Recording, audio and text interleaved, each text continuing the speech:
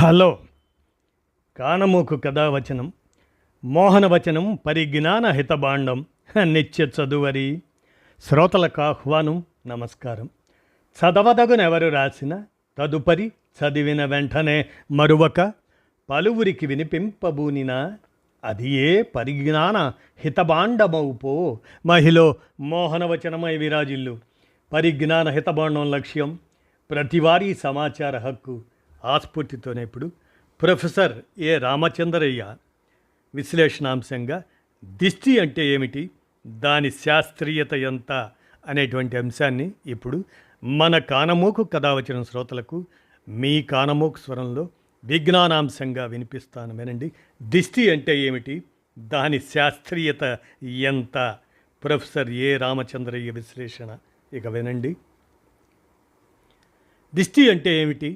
ఇంటి గుమ్మం దగ్గర గుమ్మడికాయ కట్టడం, వాహనాల ముందర నిమ్మకాయలు వేలాడదీయటం, ఇటువంటి ఆచారాలు దిష్టి నివారణకు అంటుంటారు. అసలు దిష్టిలో ఉన్న శాస్త్రీయత ఎంత? దిష్టి అనేది దృష్టి, విజన్, దానికి వికృత రూపం. ఎవరైనా అందంగానో అద్భుతంగానో కనిపిస్తే ఇంట్లో ఆడాళ్ళు ఇరుగు దిష్టి, పొరుగు దిష్టి, నా దిష్టి, అన్ని దిష్టిలు మటుమాయం అంటూ మెటికలు విరవడమో ఉప్పు పట్టుకెళ్ళి నిప్పుల్లో పోయటమో చేస్తారు. పెళ్ళైన నూతన దంపతులు ఇంటికి వస్తే వారు ఇంట్లోకి వెళ్ళకముందు అక్కడున్న అమ్మలక్కలు ఓ పెద్ద పళ్ళెంలో పసుపు నీళ్లు పెట్టి అందులో హారతి దీపం పెట్టి దిష్టి తీస్తారు. ఇవి తాత్కాలిక దిష్టి చేష్టలు. మీరన్నవి దీర్ఘకాలిక దిష్టి నిర్మూలన కార్యకలాపాలు. కొత్తగా ఇల్లు కట్టుకున్న వాళ్ళు లేదా ఇల్లు పూర్తయి ఇంట్లో ఉన్నవాళ్ళు దిష్టి, నమ్మకస్తులైతే ఆ ఇంటి గుమ్మం పైన బూడిద గుమ్మడికాయను కానీ లేదా చందమామ కథల్లో కోరలున్న రాక్షసుల్లాంటి ముఖాలున్న ఓ భయంకర భీభత్స రూపంలో ఉన్న బొమ్మను కానీ 2D లేదా 3Dలో లభ్యమవుతున్నాయి నేడు. వాటిని వేలాడదీస్తారు.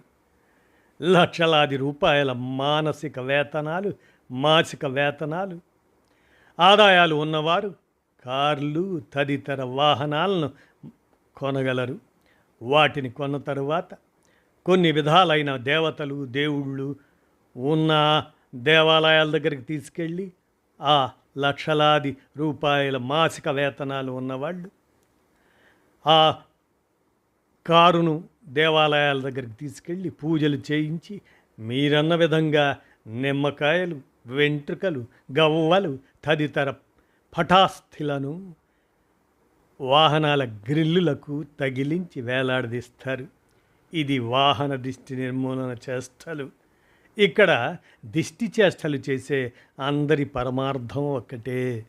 దిష్టి అంటే తమ మీద, తమ పిల్లల మీద, తమ ఇళ్ల మీద, తమ వాహనాల మీద, తమకున్న విలువైన వ్యక్తులు, సంపదల మీద ఇతరుల దృష్టిపడి అసూయ చెంది ఆయా విలువైన వస్తువులు లేదా వ్యక్తులకు హాని తలపెట్టడమో లేదా వాళ్ళ దృష్టిలోనే చెడు లక్షణం ఉండడం వల్ల తమ విలువైన వాటికి ఆ చెడు దృష్టి వల్ల ఆ అనియంత్రితంగా ఆటోమేటికల్గా నష్టం వాటిల్లడమో జరుగుతుందన్న భావన ఉండటం.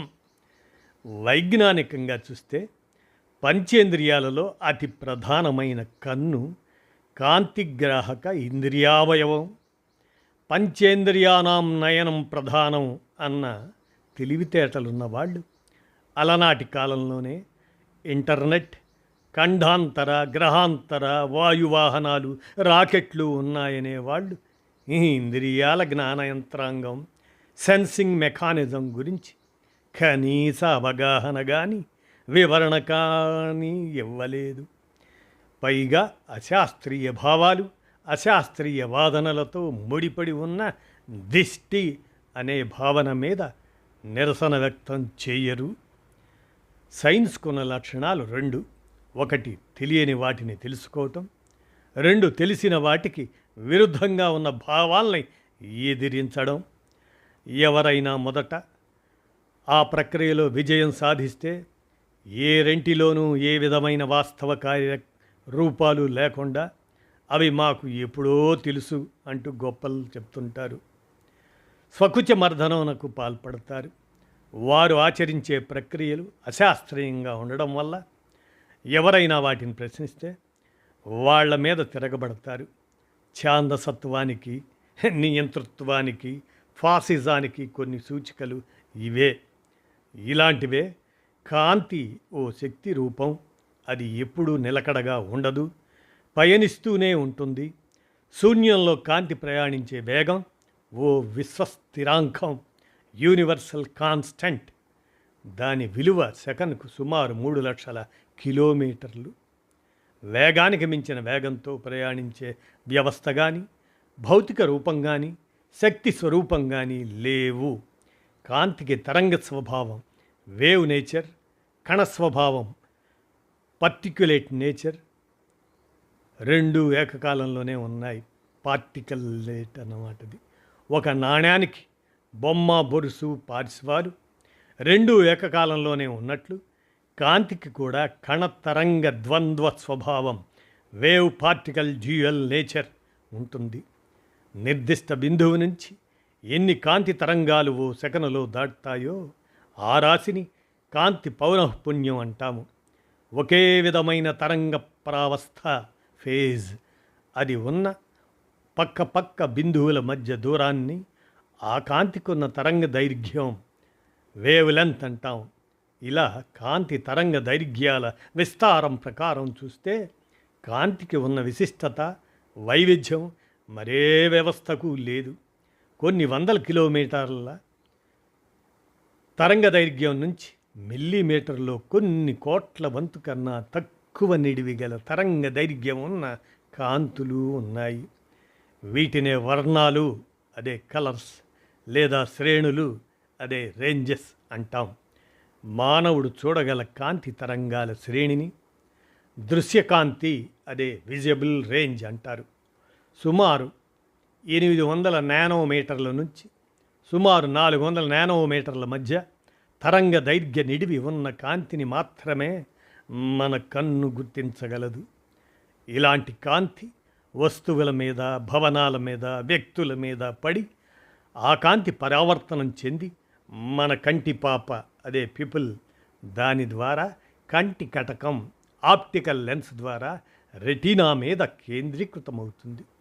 అక్కడ కంటి లోపల రెటీనా మీద ఉన్న రాడ్లు, కోన్లు అనే దృష్టి కణాలు ఆ కాంతిని విద్యుత్ సంకేతాలుగా మార్చడం వల్ల ఆ సంకేతాలు దృన్నాడులు, దృక్ప్లస్ నాడులు, దృన్నాడులు వాటి ద్వారా మెదడుకు చేరుతాయి.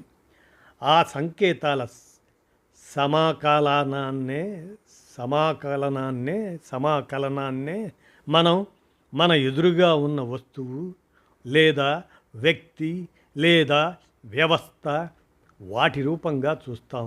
అంటే మనం చూసే భవనాలు, వాహనాలు, వ్యక్తులు, అందగత్తెలు, అద్భుతాల వ్యక్తులు, పసిపాపల మీద సౌరకాంతి కానీ, కెమెరా కాంతి కానీ, ఇంటి దీపాల కాంతి కానీ పడి ఆయా పదార్థాల నుంచి పరావర్తనం చెందగా ఆ పరావర్తిత కాంతి మన కంటిని చేరడం వల్లనే ఆయా పదార్థాలని లేదా వస్తువుల్ని లేదా వ్యక్తుల్ని మనం చూస్తున్నామన్నమాట. ఇందాక పసిపాపలు కాదు, అది కనిపాపలు అన్నమాట. ఆయా పదార్థాలని లేదా వస్తువుల్ని లేదా వ్యక్తుల్ని మనం చూస్తున్నామన్నమాట.